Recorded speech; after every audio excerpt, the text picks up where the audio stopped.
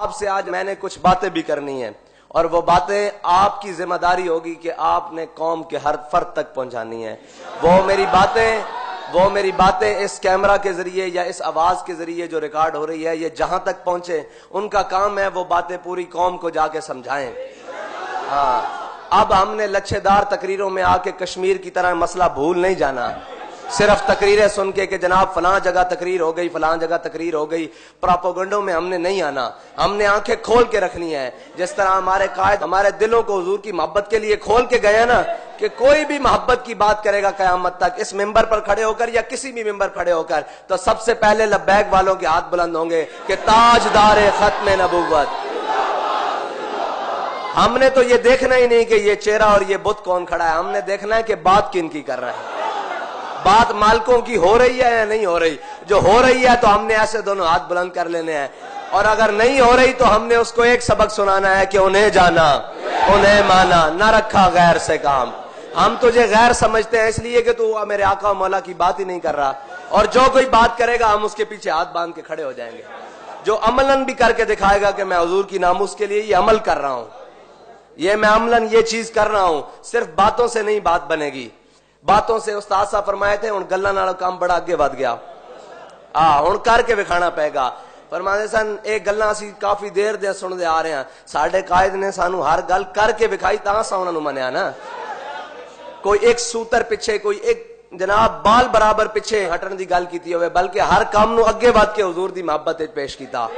اس واسطے اساں ہن کسے لچھے دار تقریراں چ اور کسے جناب متاثر کن الفاظ دے اندر آ کے حضور دی ناموس دے اوتے کوئی دوسری رائے نہیں رکھنی کہ میرے آقا مولا صلی اللہ علیہ وسلم کے غلاموں، آج بڑے دکھ درد کے ساتھ چند حقائق آپ کے سامنے عرض کرنا چاہتا ہوں۔ انہیں آپ نے دل کی کھڑکیاں کھول کے سننا ہے، اور اسی طرح جیسے آپ نے سننا ہے اور جو آپ کے جذبات ہوں آپ نے قوم تک پہنچانے ہیں۔ الفاظ میں آپ کو دے رہا ہوں، باقی آپ جب بات کریں گے تو مالک اس میں اثر بھی دے گا۔ آپ کے علم میں ہے کہ حضرت امیر المجاہدین علامہ خادم حسین رضوی اور وزیر اعظم پاکستان عمران خان کے درمیان ایک معاہدہ طے پایا تھا کہ فرانس کے سفیر کو ملک بدر کیا جائے گا 3 ماہ کے عرصہ میں، لیکن افسوس آج تقریباً 2 ماہ اور 10 دن سے اوپر وقت گزر چکا ہے، کوئی پیش رفت حقیقی نظر نہیں آئی، کوئی کسی قسم کی پیش رفت نظر نہیں آئی۔ اور دوسری اہم ترین یہ بات ہے کہ معاہدہ میں عمران خان کی ٹیم نے بے حد اصرار کیا کہ ہم اس معاملے کو پارلیمنٹ میں لے کر جائیں گے اور یہ بل پاس کرائیں گے۔ آپ نے غور کرنا ہے ساری باتوں پر کہ یہ جو خواہش تھی نا، یہ عمران خان صاحب کی ٹیم کی خواہش تھی کہ ہم اس معاملے کو پارلیمنٹ میں لے کر جائیں گے، لیکن ابھی تک یہ بل پارلیمنٹ میں نہیں لے جایا گیا۔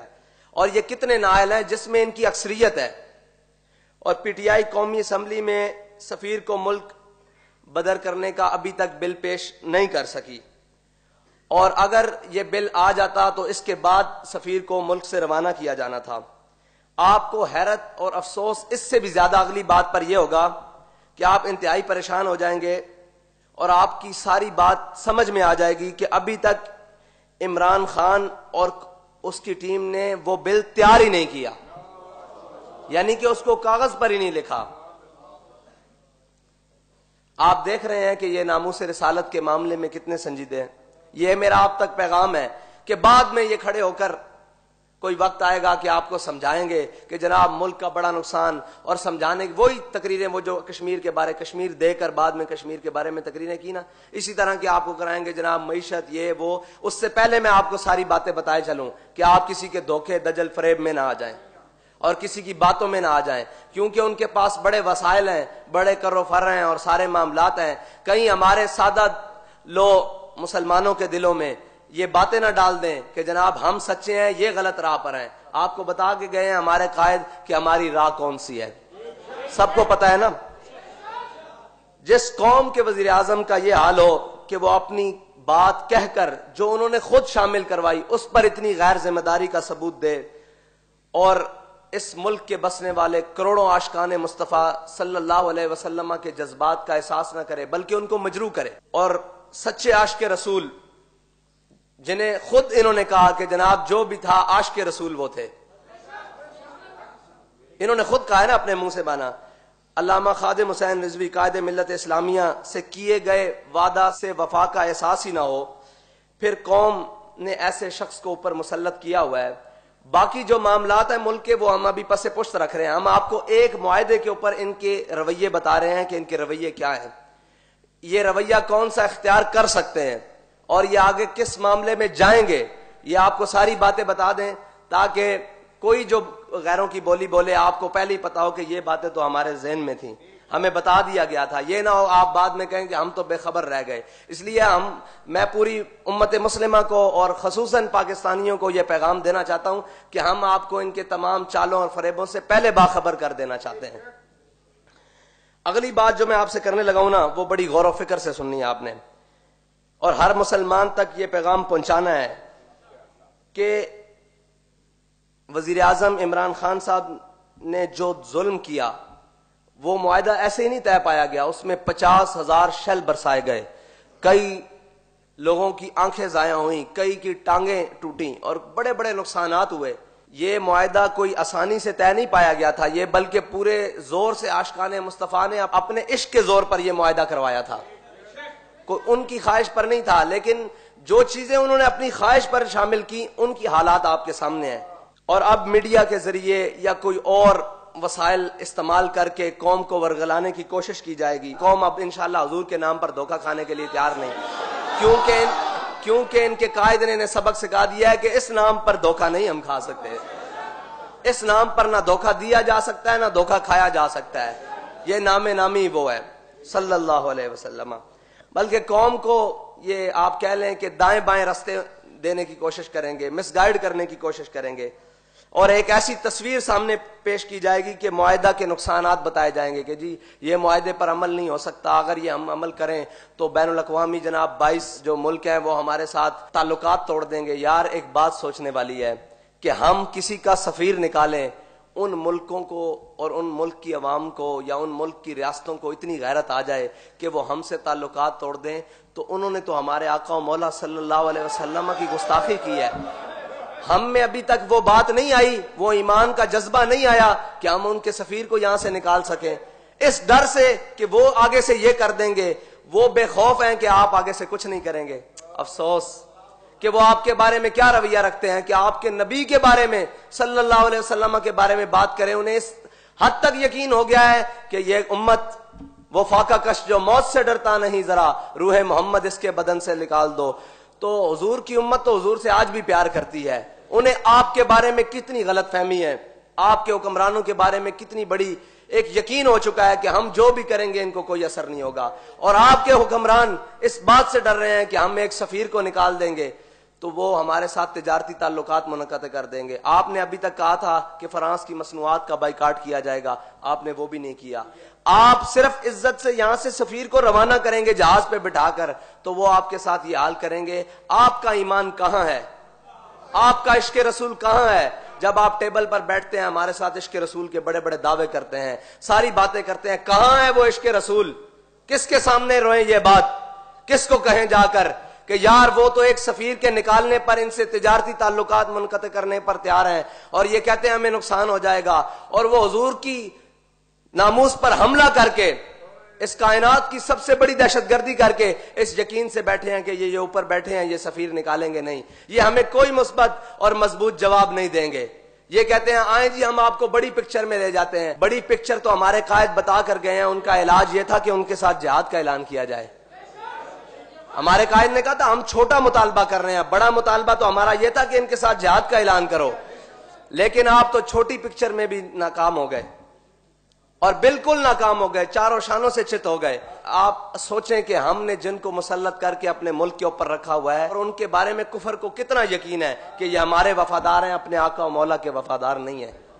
اگر ہم اپنے آقا و مولا صلی اللہ علیہ وسلم کے وفادار ہوتے تو کیا یہ صرف تحریک لبیک کے کہنے پر اور اس کے احتجاج کرنے پر سفیر کی بات کرتے ہیں؟ بلکہ ہم تو گھروں میں بیٹھے ہوتے، یہ پہلے یہ کام کر چکے ہوتے.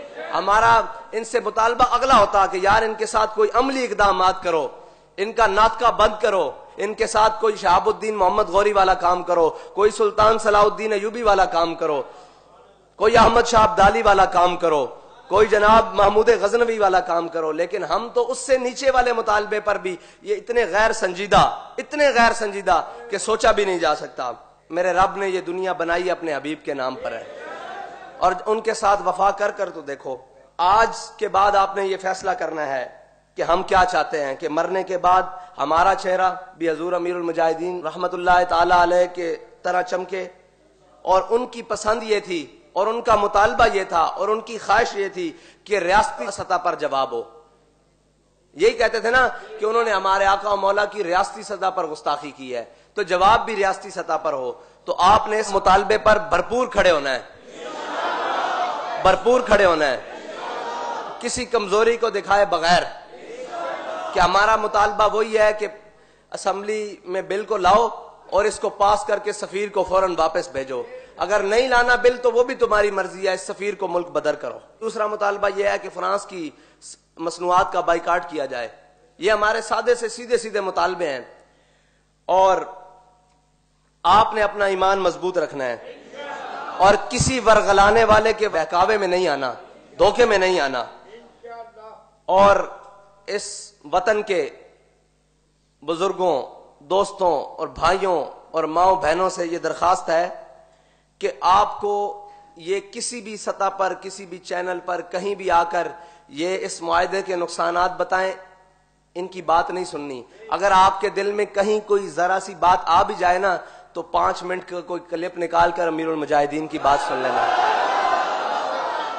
اور مجھے پورا یقین ہے اس وطن پاکستان میں رہنے والے عاشقان رسول سے کہ اب وہ کسی بہکاوے میں نہیں آئیں گے، اور اگر کوئی بات ان کی سمجھ نہ آئے اور یہ کوئی ایسی باتیں کر دیں تو پھر آپ نے 5 منٹ کا وہ کلپ سننا ہے، پھر آپ کو یقین ہو جائے گا کہ سچا کون ہے اور جھوٹا کون ہے۔ اور ہمیں نہ بلایا جائے میڈیا پر، اگر ہمارا موقف سننا ہے تو امیر المجاہدین کی باتیں وہ سن رکھیں آپ، وہی ہمارا موقف ہے، کوئی تبدیل نہیں ہے۔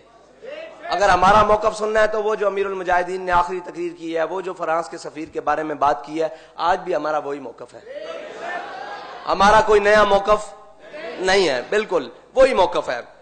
اللہ تعالیٰ کا ہم شکر ادا کرتے ہیں کہ لوگوں میں اس قدر شعور آ چکا ہے کہ نیا پاکستان، جہاں لوگ صرف تقریروں سے مطمئن نہیں ہوتے، اب یہ ایک اور نیا پاکستان ہے جس کا وہ نام لیتے تھے نا، انہوں نے نیا پاکستان اس بات کا رکھا تھا کہ ہم کشمیر پلیٹ میں رکھ کر دیں گے اور ایک تقریر کریں گے اور قوم مطمئن ہو جائے گی، پھر ہم کہیں گے جعلی ڈگریاں ہیں پھر پائلٹس کی، اور پھر ایک تقریر کریں گے، پھر قوم مطمئن ہو جائے گی، پھر کراچی سیلاب والے پانی سے بھر جائے گا، بارشوں پانی سے بھر جائے گا، ہم ایک تقریر کریں گے، قوم مطمئن ہو جائے گی، پھر جناب آٹے کا بحران آئے گا، ہم ایک تقریر کریں گے، قوم مطمئن ہو جائے گی۔ لیکن یہ جو معاملہ ہے نا ناموس رسالت کا، اس سے آپ کی جھوٹی تقریروں سے قوم مطمئن ہونے والی نہیں، آپ کو عملی اقدامات کرنے پڑیں گے، اور آپ کو ہر صورت عملی اقدامات کرنے پڑیں گے۔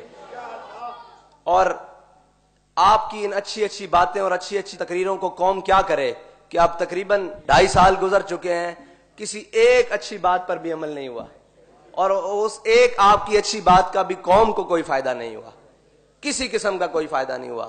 یہ انڈے مرغیوں سے چلتے چلتے اب ہوائی جہاز بھی بند کرا بیٹھے ہیں، اور اس کے بعد جناب وہ F9 اسلام آباد میں انہوں نے پارک جس میں بچے کھیلا کرتے ہیں، ان پارکوں کو گروی رکھ کر اس کے عوض ڈالر لے رہے ہیں۔ اور میں آپ کو یہ بتا دوں کہ ہمارے قائد فرمایا کرتے تھے کہ حضرت یوسف علیہ السلام کی قیمت لگی تھی بازار مصر میں، تو رب نے جب تک پوری قوم کو حضرت یوسف علیہ السلام کے ہاتھ میں بیچ نہیں نہ دیا تھا تب تک اللہ تعالیٰ نے معاف نہیں فرمایا تھا۔ آپ یہ دیکھ لیں کہ آپ کے بچوں کے کھیلنے والے میدانوں تک باتیں آ چکی ہیں، اور یہ نہ ہو کہ ہم حضور کی ناموس پر کوئی مدانت اختیار کر لے قوم، تو پھر آپ کے بچوں کے فیڈروں کے عوض بھی یہ پیسے لینے شروع کر دیں۔ ہاں، اس وقت سے ڈریں، اس لیے ہم اس وقت سے ڈرنے کے لیے اور اس وقت سے بچنے کے لیے حضور کی ناموس پر پہرا دے رہے ہیں۔ ڈریں اس وقت سے کہ جب آپ کے بچے کا فیڈر آپ کے ہاتھ میں ہو اور اس کے عوض بھی یہ کچھ لے رہے ہوں، اپنی عیاشیوں کے لیے۔ قوم کو تو کچھ نہیں دیا، بالکل قوم کو کیا دیا ہے؟ قوم نے اس بات کے اوپر کھڑے ہونا ہے، جو باتیں آپ سے کر رہے ہیں یا آپ نے آگے بھی منوان اسی طرح پہنچانی ہے، اور جو آپ سے سوال کرے آپ نے انہی باتوں میں سے ان کو جواب دینا ہے، اور اپنے آپ کو بیدار رکھنا ہے، کسی کے بہکاوے میں نہیں آنا۔ اور بس جو اللہ تعالیٰ نے امیر المجاہدین کے جنازے پر جو نور کی برسات کی، ہم اسی کے ساتھ کھڑے ہیں، اور اپنی آخرت سنوارنے کے لیے وزیر اعظم نے امیر المجاہدین کے ساتھ جو وعدہ کیا ہے اس کو پورا کرنے کے لیے ہم ہر ممکن کوشش حد تک جائیں گے انشاءاللہ. اس کے لیے جو بھی ہمیں کرنا پڑا، جو قربانی دینی پڑے گی، جو کچھ بھی کرنا پڑا، انشاءاللہ اس حد تک جائیں گے. اور حضور صلی اللہ علیہ وسلم، آخری بات ان کے لیے کہ آپ حضور سید عالم صلی اللہ علیہ وسلم سے وفا کر کے تو دیکھیں. آج تک کی نہیں آپ نے ساری دنیا کی ساری چیزیں مانی. کوئی آپ کو ریسرچر آ گیا، کوئی آپ کو جناب ڈاکٹر آ گیا، کوئی آپ کو یوٹیوبر نے آ کے کوئی باتیں کی اور آپ نے وہ مان لی. ہماری بھی ایک بات مانے، اپنے آقا سے وفا کر کے تو دیکھیں، آپ کی یہ سیٹیں بھی پکی ہو جائیں گی. اگر آپ نے اپنے آقا و مولا صلی اللہ علیہ وسلم سے وفا کی اور اگر آپ دوسرے راستے کی طرف گئے تو پھر یہ یاد رکھیے گا کہ اللہ تعالیٰ زیادہ دیر ظالموں کو ڈھیل نہیں دیتا. پھر آپ اپنی جو اقتدار ہے نا اس میں آخری کیل یہی ٹھونکیں گے کہ حضور کی ناموس سے غداری کریں گے اور حضور کے غلاموں کے ساتھ وعدہ خلافی کریں گے اور ان پر ظلم کی طرف نکلیں گے. پھر دیکھیے گا رب آپ کے ساتھ کیا کرتا ہے. پھر وہ میرے مالک کو گوارا ہی نہیں ہے. پھر وہاں تو پھر ابو جہل کو لمحے ڈال دیا جاتا ہے، امیہ کو لمحے ڈال دیا جاتا ہے. ساتھ فرماتے تھے نا غزوہ بدر والے دن امیہ کو اس کی بیوی نے کہا کہ نہ جانا، میں نے خواب دیکھا ہے تم نہیں بچو گے. اس نے کہا میں بس یہ آگے پڑاؤ تک جا رہا ہوں، لشکر کو روانہ کر کے آؤں گا. ہمارے قائد فرماتے تھے کہ حدیث کی کتابوں میں ہے فرشتے اسے امیہ کو دھکا دیتے ہوئے نا میدان بدر میں لے آئے.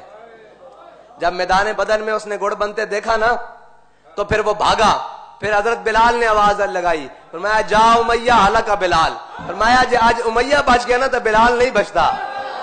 ات ایک گل کر دئیے تو کہ جے تسا ناموس رسالت تے غداری کر دی تے تسی بھی نہیں بچتے، کوئی بھی نہیں بچے گا.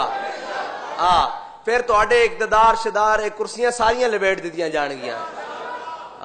اس واسطے اپنے آقا و مولا نال وفا کرو. ساڈے کولو کوئی اچھے الفاظ دی توقع رکھ دیو، ساڈے کول کوئی اچھائی دی امید رکھ دیو، ان پاکستانیاں کولو حضور دے عاشقاں کولو کوئی اچھائی دی امید رکھ دیو تے حضور نال وفا کرو. یارا اے تہاڈا حق بندا، جنہاں نے انہوں ووٹ دتے او بھی تے جاؤ نہ ہون. صرف نالیاں واسطے ووٹ دیتے سن، نہ تبدیلی آئی، نہ نالیاں بنیاں، نہ روڈ بنے، نہ جناب گورنر ہاؤس سکول بنے، نہ ایوان صدر جناب او بنے. مجھاں کٹے بیچ کے دوبارہ نویاں گڈیاں خرید لیاں گئیاں پرانیاں بیچ کے. یہ تو ایک اتنی داستان ہے پریشانی دی جس نو بندہ بیان کردیا بھی شرمندہ ہوندا کہ اپنے جسم تو ہی کپڑے لانے. نہ ملک تا ساڈا مڑ کے انہاں دا تا نہیں، انہاں نے تا جناب ایتھے لٹنا تے پھر باہر جا کے بہ جانا. بیٹھے نہیں ہوئے پہلے بھی دیکھو، بیٹھے نہیں ہوئے لٹ کے، اور انہاں بھی اسی طرح کرنا ہے لٹ کے. ہن تواڈے کول آخری موقع کہ تسی حضور سید عالم صلی اللہ علیہ وسلم دی ناموس دے اوتے کھڑے ہو جاؤ، پہرا دیو تے تسی پھر انشاءاللہ دیکھو تواڈے واسطے 12 لگدیاں. اے کرسیاں شاہی کوئی نہیں، پکیاں تواڈیاں موہراں لگ جان گیاں. تسی حضور دے نال وفا کرو، پھر اے قوم بھی تواڈے نال وفادار ہو جائے گی. کہ اپنے آقا و مولا صلی اللہ علیہ وسلم نال وفاداری کرو. امید ہے کہ جو میں نے باتیں آپ سے کی ہیں وہ باتیں آپ اپنے دل کی کھڑکیوں کھول کے سنی ہوں گی، اور یہی باتیں آپ قوم تک پیغام پہنچائیں گے کہ ہم نے کسی کے بہکاوے میں نہیں آنا. کوئی کہے کہ ہم درمیانی راستہ نکالیں گے، بابا یہی درمیانی ہے جو آپ کو بتایا ہے. انتہا والا راستہ ہمارے قائد ہمیں بتا کے گئے ہیں جو آپ نے کرنا تھا. آپ سب کچھ دے چکے ہیں، عزت تو نہ دیں، ناموس رسالت پر سودا تو نہ کریں. اور اگر آپ اس پر پیرا دے گئے انشاءاللہ یہ ساری چیزیں واپس لوٹ آئیں گی، کیونکہ ہمارے قائد ہمیں سبق پڑھا کر گئے ہیں کہ میرے ہاتھ میں تھا جب تک میرے مصطفیٰ کا دامن. وہ دامن مصطفیٰ تھام لیں، ساری قوم تھام لے اور ہمارے ذمہ داران بھی تھام لیں، حکمران بھی تھام لیں کہ میرے ہاتھ میں تھا جب تک میرے مصطفیٰ کا دامن، میرے پاؤں چومتی تھی یہی گردش زمان.